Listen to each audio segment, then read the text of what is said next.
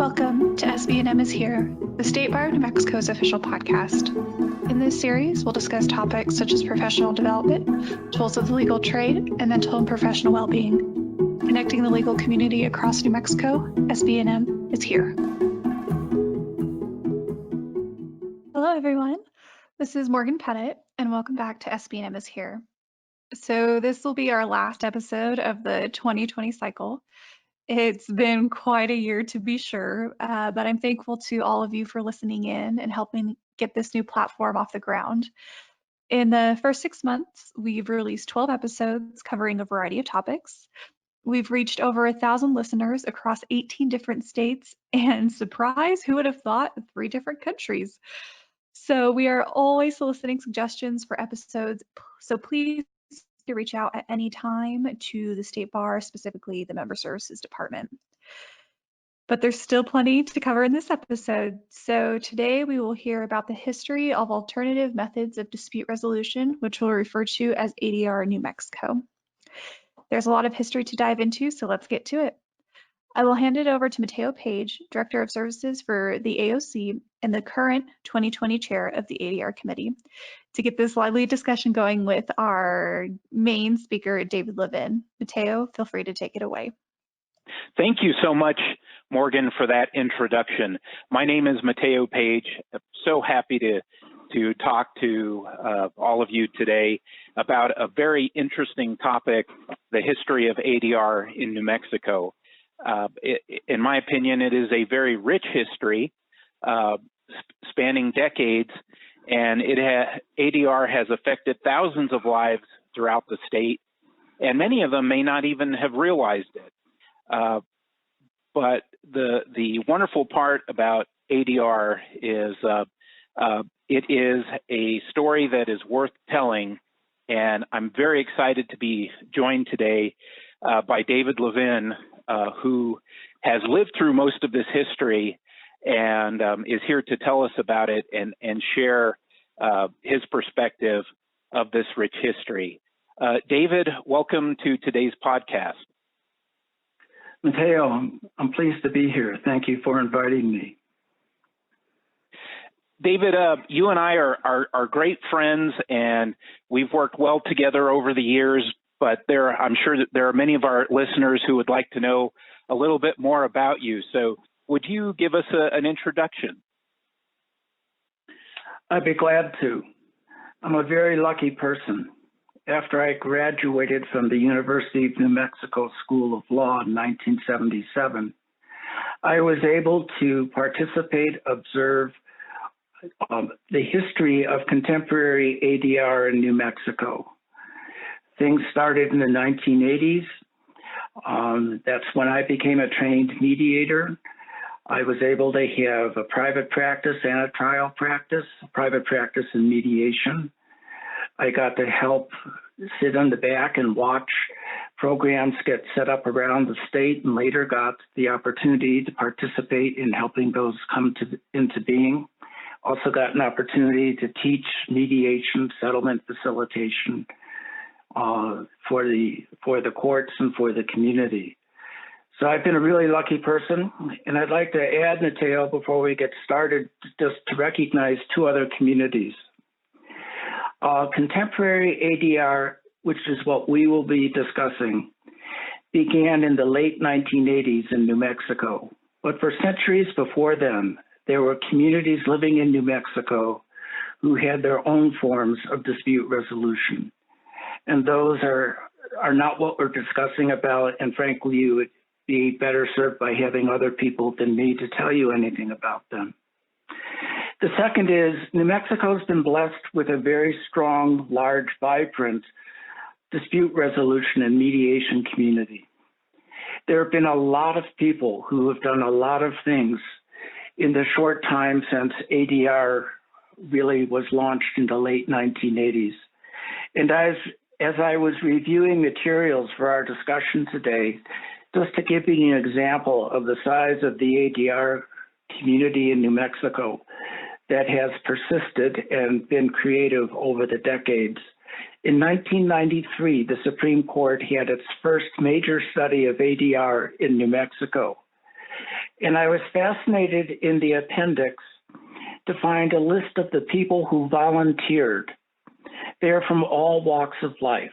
There were over 100 people who volunteered to help with that study in 1993. And through this time, there have been many people, many heroes, many people I admire and look up to, many people whose stories are unsung because I didn't get to see them. And so what you're getting today is really just the view out my window.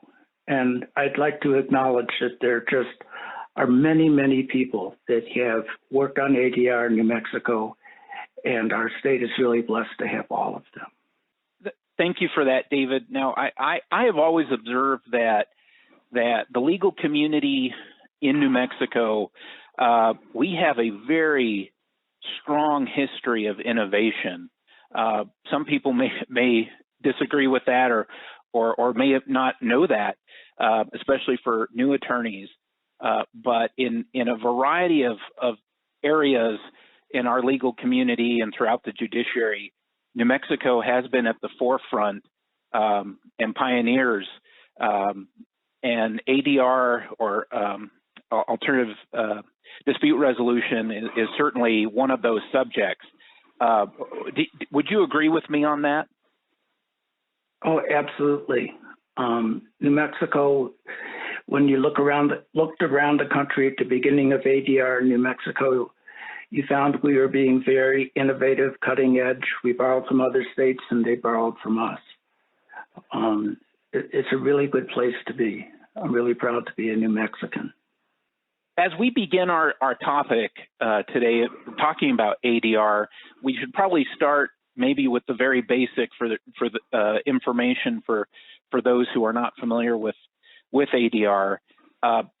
David, why don't we just start there? Why don't you tell us what in your mind is the working definition of ADR? The initials ADR actually stand for Alternative Dispute Resolution. And in the beginning, ADR was seen as an alternative to decision by trial.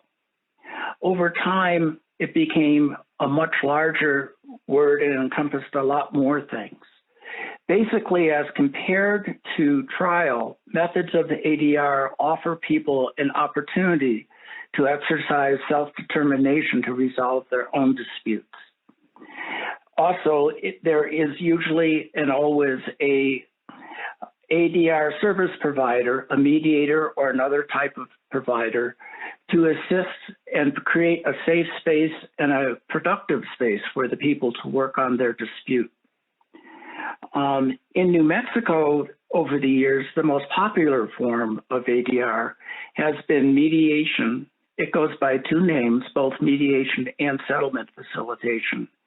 There have been others, such as arbitration, but we really haven't expanded into some of the other forms that are seen around the country, such as early neutral evaluation, mini trials, and other forms of ADR. So if you start with the premise that it's a method of dispute resolution as an alternative to dispute resolution by trial, that's where it began. Could you tell us about the concept of self-determination when it comes to ADR, as we start to discuss mediation? That seems to me to be a very important aspect of the process that we're talking about. Self-determination is one of the core values of ADR. And to open, it's easiest to describe what it is not. In a trial or an arbitration, people come forward and describe the dispute they're in and what they would like to happen. And after they have done that and gone through the procedures of the trial or the arbitration, somebody else makes the decision. Somebody else decides what they think is the best resolution for the parties in front of them. And they're not just free to choose any option. If you're in a trial, there are remedies that are allowed by law and remedies that may be practical but are outside of the law. Self-determination is before you get into a formal proceeding like that. Although mediation and other forms of ADR actually are established processes, they are more informal. They more look like a discussion most times. And the parties are able to really listen to each other, be heard themselves, explore what is behind and underneath their dispute in terms of values, interests, needs, options, and explore a whole wealth of possibilities for resolution.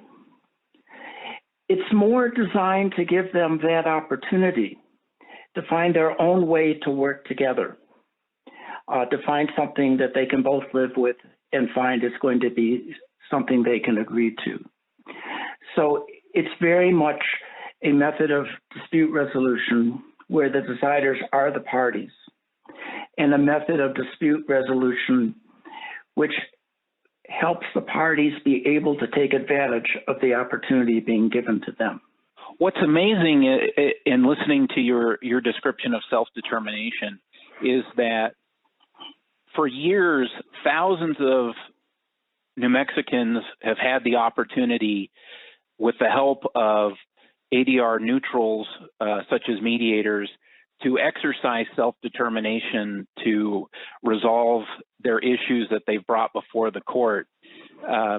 And later on in our talk today, we're going to discuss the future of ADR and what you think that looks like for New Mexico. But before we get there, I do want to go all the way back to the 1980s, to the crucible of where all of this began. So my understanding is that there's part of this rich history starts in Bernalillo County. If we start there, David, and we'll work our way forward, what exciting things were happening in Bernalillo County in the 1980s as far as ADR goes? Bernalillo County in the late 1980s was a crucible for dispute resolution for New Mexico. And I need to be very careful to say that it wasn't just because it was in the center of the Rio Grande corridor. There were innovations happening all over the state. It just happened that there was the correct concentration of resources in the right moment at that point in Bernalillo County. And we're not just talking about ADR related to courts. We're talking about ADR related to communities. And ADR is not just for after you filed a lawsuit, but is also very helpful and available before you file a lawsuit. For example, in the 1980s, there was a healthy number of community mediation organizations. For example, there's the Albuquerque Mediation Center, the Mediation Alliance, the New Mexico Center for Dispute Resolution. These centers offered mediation training and mediation services. And as will come up as a term to use to describe some of the other mediation innovations in our state, they used what was called a facilitative style. And that's where the mediators help the parties have a discussion to find their own solutions. And the term facilitative style will become far more understandable when we get to the next program and talk about an evaluative style. Back in the 1980s, in many parts of the state, lawyers were negotiating and settling cases on a handshake. That wasn't so in Bernalillo County in the 1980s. Judges are finding that lawyers came to trial and they had never talked settlement. They never talked in a problem-solving way. They just came to court to win. And as the trials began, the judges were seeing that there were better ways these people could have worked things out than what a court was going to be able to do. And so they decided they were going to give people an opportunity to talk before trial, an opportunity to talk that was sanctioned by the court and said out loud by the court to be very important. So it wouldn't be a sign of weakness to go in and talk. And what they did is they created a settlement week in the Second Judicial District. And what happened during settlement week is trials and hearings completely stopped. And for that week, civil and family cases were assigned to either a morning or afternoon slot, and they were assigned to settlement facilitators, generally attorneys. And they had a discussion about how to resolve the case. This was incredibly important because people began to find they had a chance to talk. They got an evaluative type of mediation where the settlement facilitators could give their opinions as to the strengths and weaknesses of the case. And they were able to resolve an overwhelming percentage of the cases. This became so popular that it spread to other counties who copied the second and then adapted the program in ways that fit their own jurisdiction. It also spawned year-round settlement facilitation programs, both in the court and as offered by private attorneys. And so that was taking place at the same time in the second, as community organizations were offering facilitative mediation. A third innovation was non-binding arbitration. The court began to feel that there were a large number of smaller value, economic value, but very important cases to the lives of the litigant, cases that were coming before them. And what they did is decided to send everybody who was filing a claim of $25,000 or less to mandatory mediation. And they would have a hearing, the parties would talk, the arbitrator would make a ruling, but it was non-binding. All you had to do was file a piece of paper, and you could have an appeal and have a trial de novo from scratch, from the beginning, in front of a district court judge. People were not as enthusiastic about being sent to arbitration, and lawyers, any lawyer who practiced in Bernalillo County and had 5 years experience was drafted to be an arbitrator, and they weren't that happy about being drafted. But in one study that was conducted over about a decade and a half of what happened of all the cases that were sent into the arbitration program, only 14% were returned to the judge. People began to talk to each other. They got the impressions of an arbitrator as what made sense and what didn't. And they either settled or it concluded their dispute another way. There were two other programs that began in the 1980s in Bernalillo County. Child custody mediation began in the Second Judicial District's court clinic. And you see many child custody mediation programs around the state that have copied and modified for their own purposes the program that was there. It was primarily a facilitative mediation model, although the clinicians who did the mediation were allowed to help the parties learn about some of the issues for raising children and being effective and good parents. But it was designed to help the parties find their own education. And the mediators, as I mentioned, were counselors, mental health professionals employed by the court. And the parties came in, and this was one time the parties came in without their attorneys if they had them. There was another mediation program that started in the 1980s, and that was a small claims civil mediation program in the Metro Court. The Metropolitan Court mediation program became a model and an inspiration of mediators all over the state. Some of the programs today that were inspired by Metro Court are the Magistrate Court mediation program and others. It used a facilitative model. It was an outgrowth of many of the work of many of the mediators in the community mediation. It was for cases where the claims were 10,000 or less, and the mediators there were volunteers. The qualifications were to be as trained as a mediator but you did not have to be an attorney. So these are some of the things that began in the 1980s. In addition to these particular services, there were developments at the same time in the law school and in the professional organizations of dispute resolvers across the state. During that time period, David, I was going to ask you about that.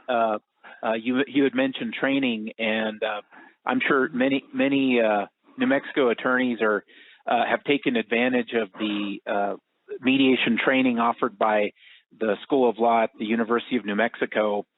But I was curious when those training courses started. So, and I'm sorry, you were about to tell us that, I think. It's okay, Mateo. Once I get going, you've got to cut in.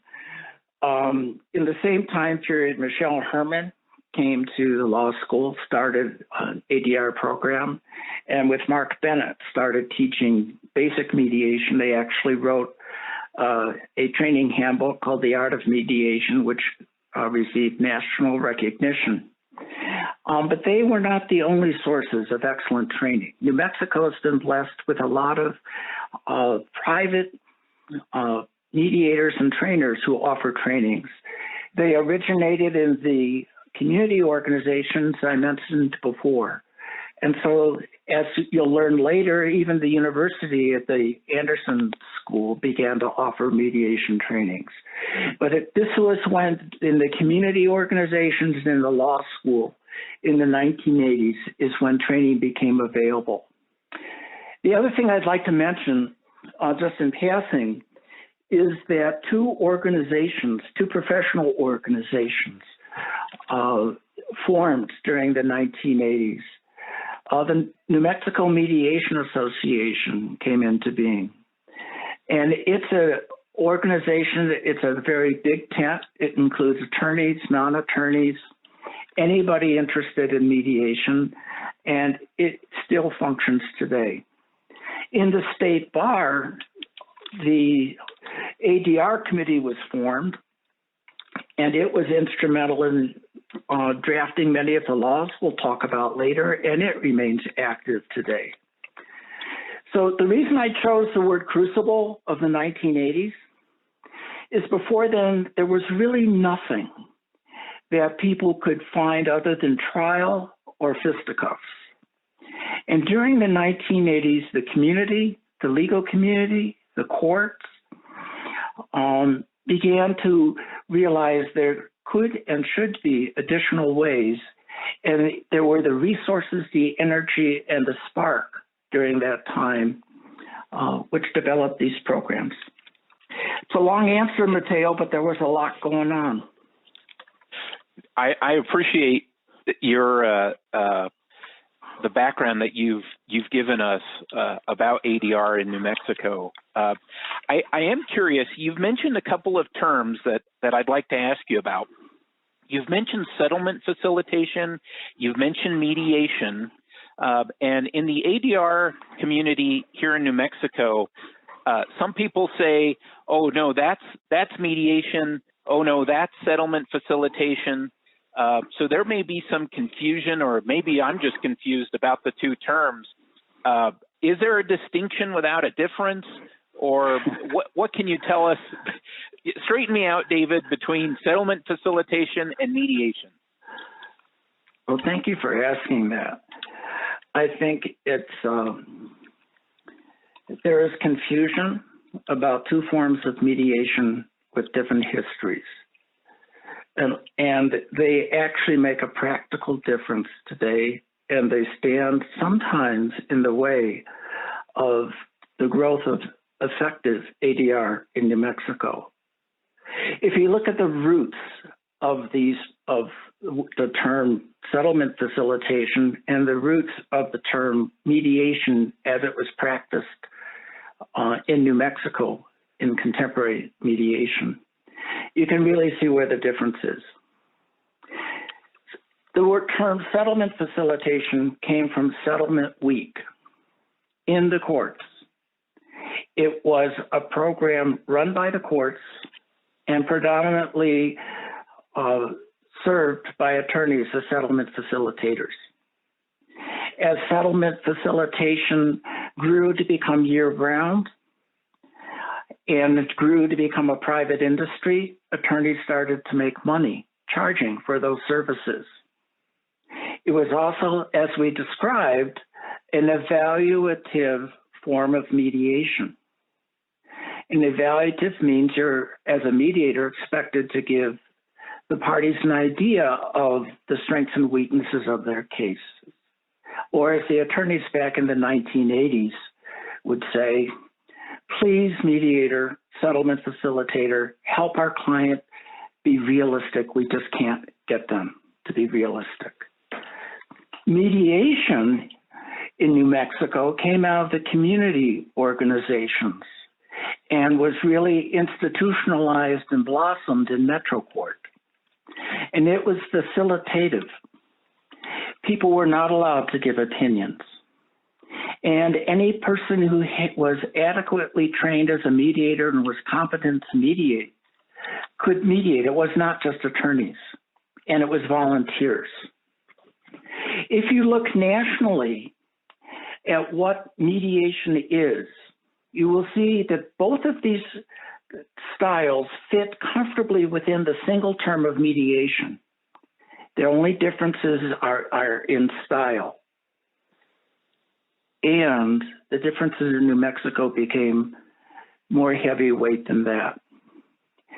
There are many who feel there is a divide where the people coming out of the mediation tradition are volunteers, do not have an opportunity to make money, and are limited in what they're able to do because they deal more with the entire case from the emotions to the hard, cold facts. There's also a perception that settlement facilitators are attorneys. They charge money. They are more directive about what could and should be done in a case. And so there is a divide, and service providers of both kinds feel they are doing the actual correct way of providing mediation. All of that is a fallacy. It's a continuum. It's a continuum of skills. And the reason I think the confusion is important to recognize and worth looking at the historical origins. In the last year or two or three, many district courts have been writing new rules for ADR. And they are using sometimes the word settlement facilitation, sometimes the word mediation. They are making artificial distinctions that are not helpful for building the strongest, most cohesive program. And I would say, though, that a program can decide what style of mediation works best for its cases for the population it's serving. There's no one way. They're all good. Well, David, thank you for setting me straight on the differences and the distinctions between settlement facilitation and mediation. We will be right back after this quick break.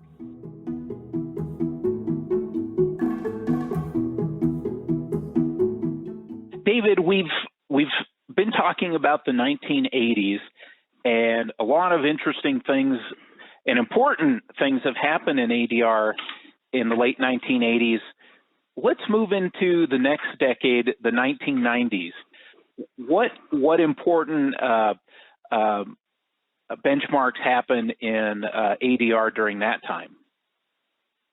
Mateo, if it's okay, what I'd like to do is give you some of the highlights of things that happened after the 1980s that will go through the decades and bring us to the present time.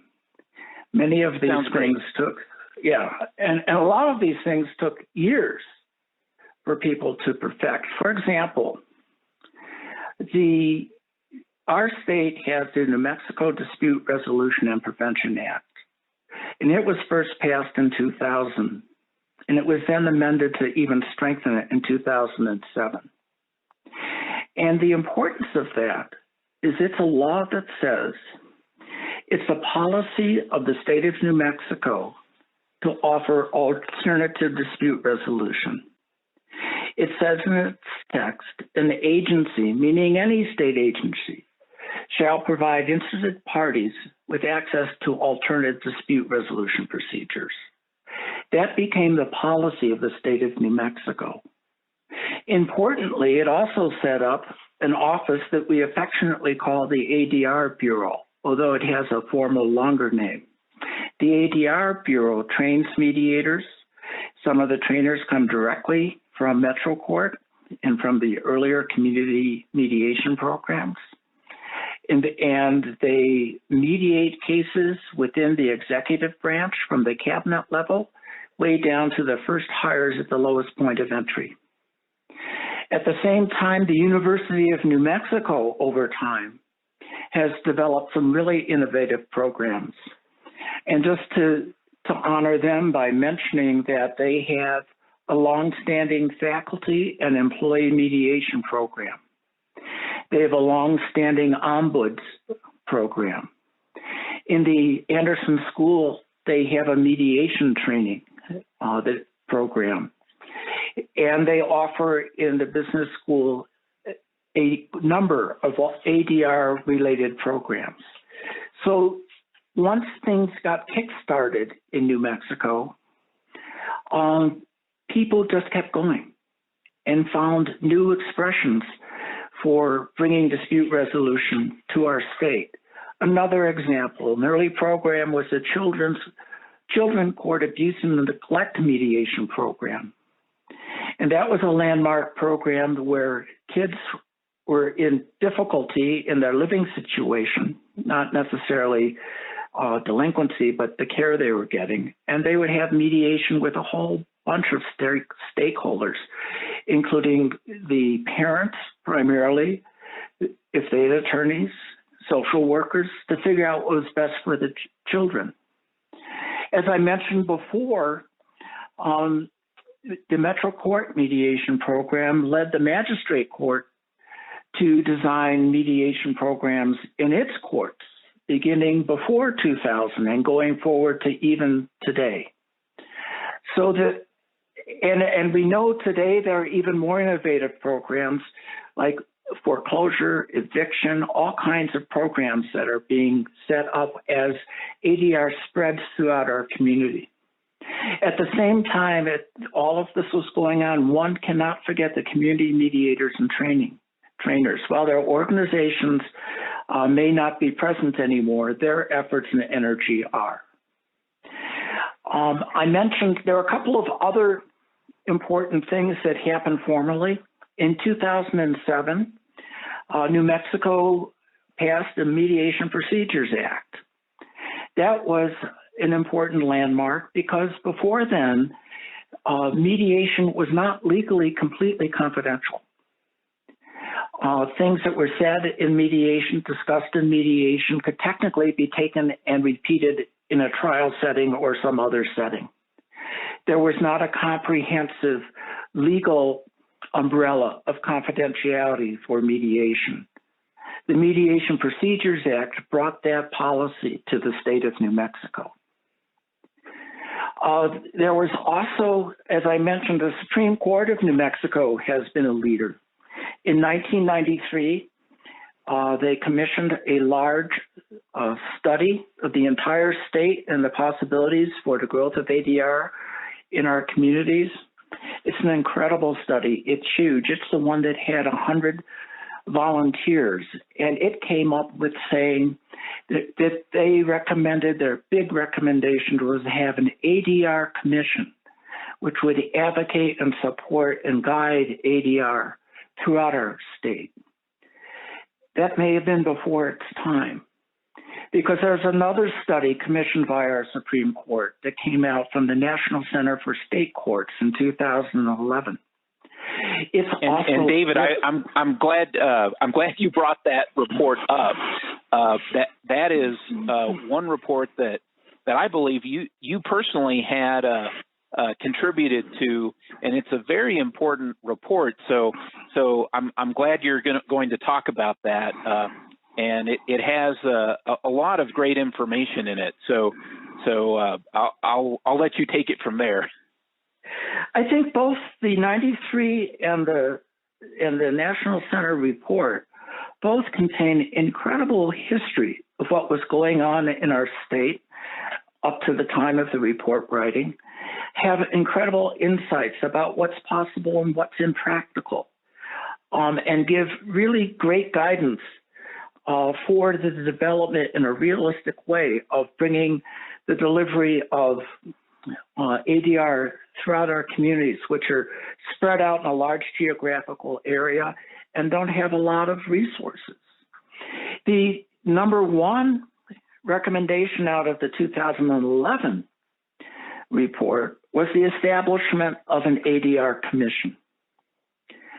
The same critical entity envisioned years earlier in the 1993 study.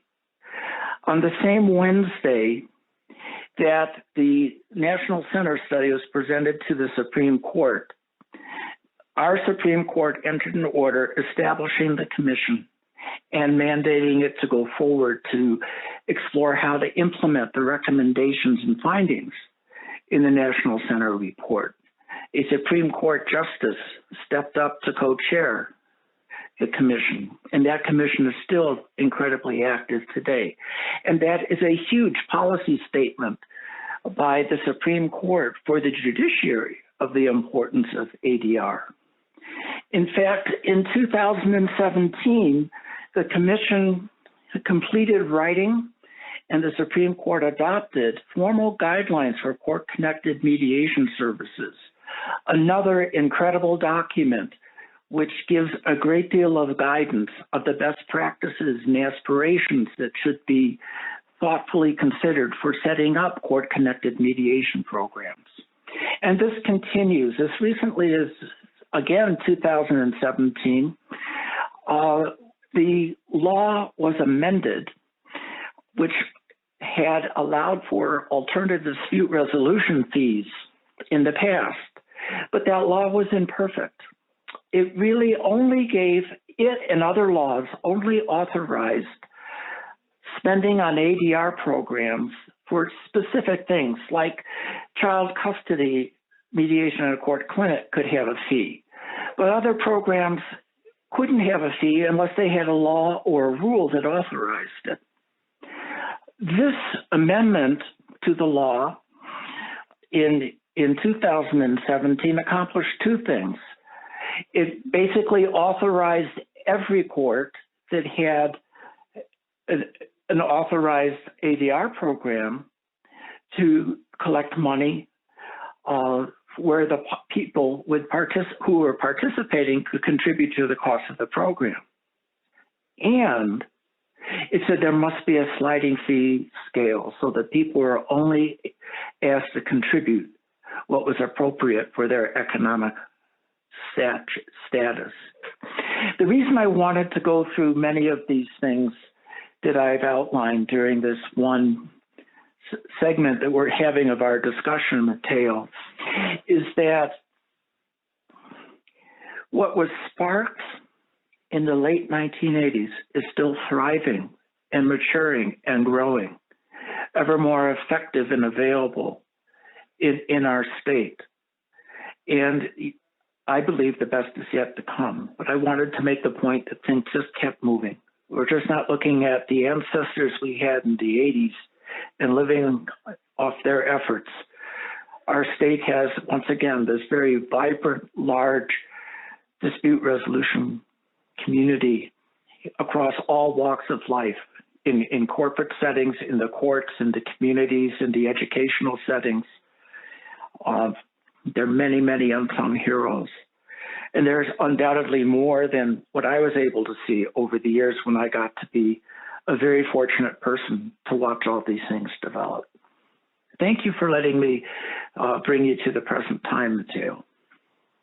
Well, again, thank you for that information, David. And our last area of conversation will be, where is ADR today in New Mexico, especially in the era of COVID, and what will it look like moving forward? So stay tuned.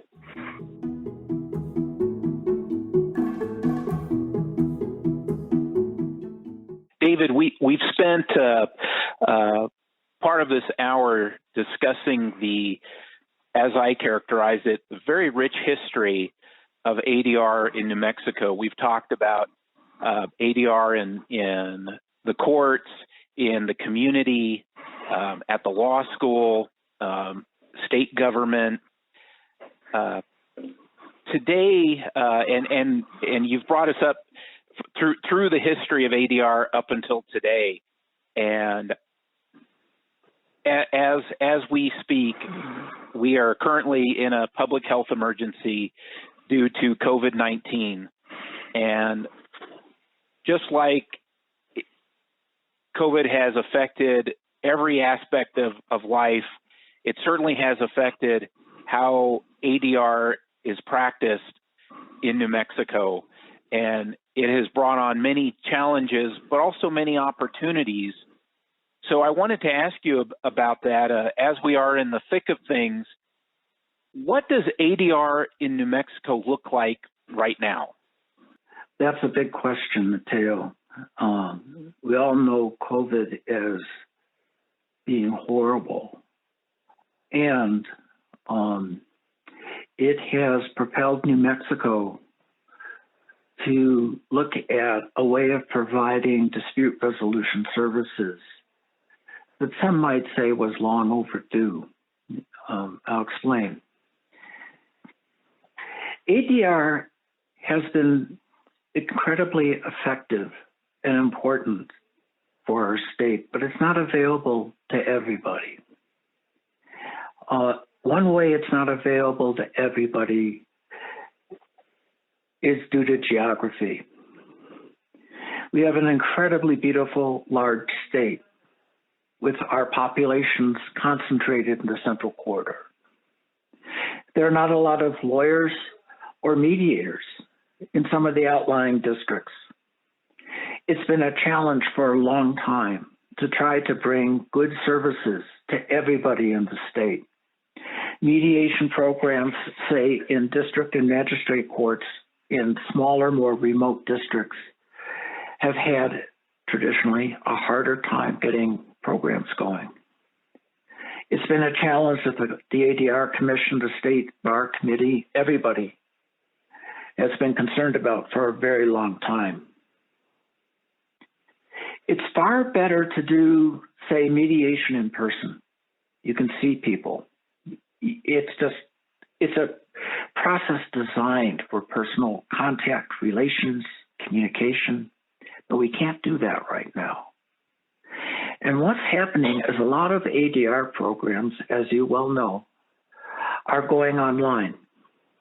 They're going online with, they're calling it ODR, and that's kind of a method of negotiating with what you might look at as text messages, or there are a number of courts that are using online mediation where people show up on a platform like Zoom and have a virtual face-to-face mediation.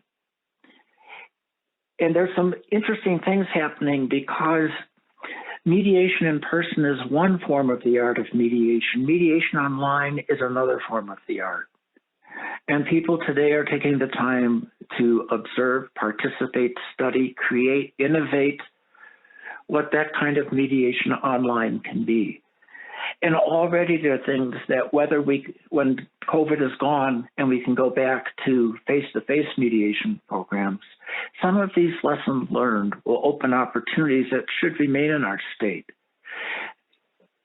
Today, there are mediators who are hundreds of miles away from the disputants, meeting with the disputants who don't live in the same town themselves to have a mediation where they can mediate from their homes and their offices and still all be together.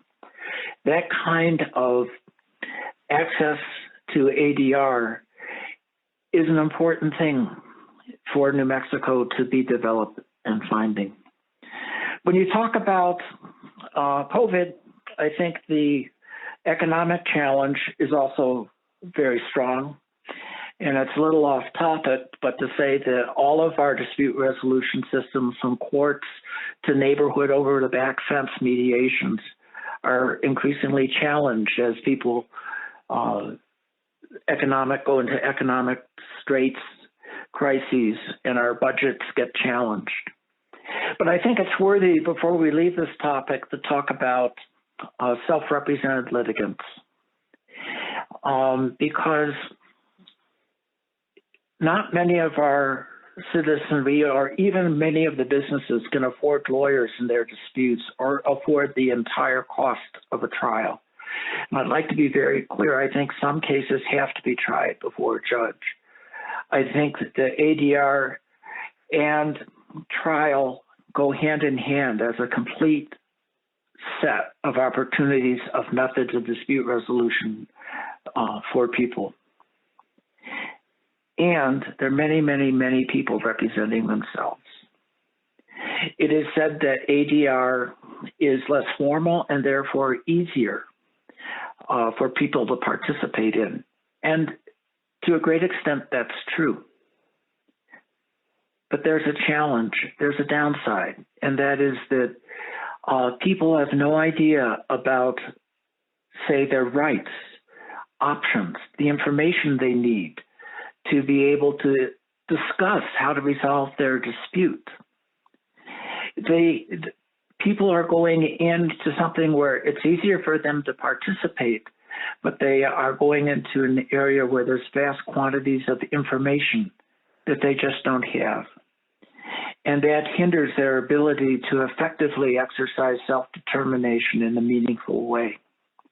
And I just want to name that issue because I think as COVID forces us to look at expanding and being innovative in how we handle ADR, I think we also need to, and there have been tremendous initiatives on self-represented litigants in many of the organizations I've mentioned and the courts that I've mentioned and the Access to Justice Project in the State Bar and in the courts. And it's something that we need to be increasingly aware of as we navigate this time. So that's another theme I think we need to highlight as we go forward. And David, I believe you have participated as a mediator in online sessions. Just from your perspective, before we wrap up, how are participants, the litigants, adapting to online ADR? That's really interesting. I think at the beginning, you'll find that people who haven't been online or haven't done a lot of technology are ill at ease and uncomfortable. And if you often start with sort of saying, I'm uncomfortable too, this is new to all of us. And I'm really grateful that our program has allowed us to work together to try to do this online, because it would be a long wait otherwise. And when you join with people with your discomfort and your sense of adventure, more often than not, people are willing to give it a go.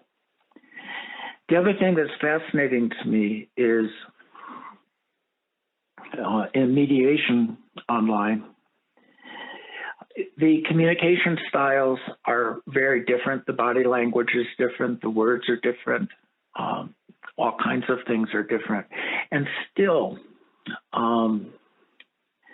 the basic mediation skills of communication, of listening to people, of helping people be heard, helping people to acquire an open, flexible, creative mind still take place. And once, as a mediator, you begin to become more accustomed to mediating online. Whether you're online or you're in person begins to fall away. And the same, I'll call it joy, of sitting in a room virtually or physically with people to offer the opportunity to work on understanding their circumstance and just exploring what, if anything, they can do about it is just as rich and just as wonderful either way. And I'll just end by saying I think every single one of us who have been in some of these pioneering programs for online mediation, and there are quite a number of them. If we were honest, we'd say we went in scared to death and quite uncomfortable and very anxious. But it's people in a room, virtually or physically, and the chemistry can still be there, and the art can still be practiced once you. And if you don't take for granted that you know how to do it, and you have to learn all over, and you're humble about your abilities, and you learn as you go, I think there's a real future for online mediation, particularly in a geographically challenged state like New Mexico. Well, thank you for that, David. It is fascinating how ADR, whether it is in the 1980s or what happened before the 1980s in various cultures up until today, ADR taps into the human adaptability and ingenuity, and that part of the human spirit that longs for problem solving and bringing peace, and how we get to a place where we solve our problems. And as we started this conversation, thousands of lives have been touched by the hundreds of volunteers and entrepreneurs and pioneers of ADR in New Mexico. We've been talking with David Levin, who is definitely one of those pioneers, and we thank him so much for joining us today for this very wonderful conversation about the history of ADR in New Mexico. So thank you so much, David, for joining us. Thank you for having me. This particular podcast for the State Bar of New Mexico is sponsored by the ADR committee, and as David mentioned, it is part of the rich history of ADR in New Mexico, the committee. I just want to mention to those who are listening to this podcast, if you would like to join the ADR committee, all are welcome. You do not have to be an attorney to join, but you do have to have an interest in ADR. For more information, you can go to the State Bar's website at nmbar.org to get more information about committee's activities. With that, thank you for joining us, and thank you, David, again for that delightful conversation. Thank you for listening. This episode was produced by the State Bar of New Mexico's Member Services Department and Alternative Methods of Dispute Resolution Committee. All editing and sound mixing was done by Blue Sky eLearn. Intro music is by Kevin McLeod at Incomtech. The views of the presenters are that of their own and are not endorsed by the State Bar of New Mexico. Nothing said in this podcast was legal advice for you.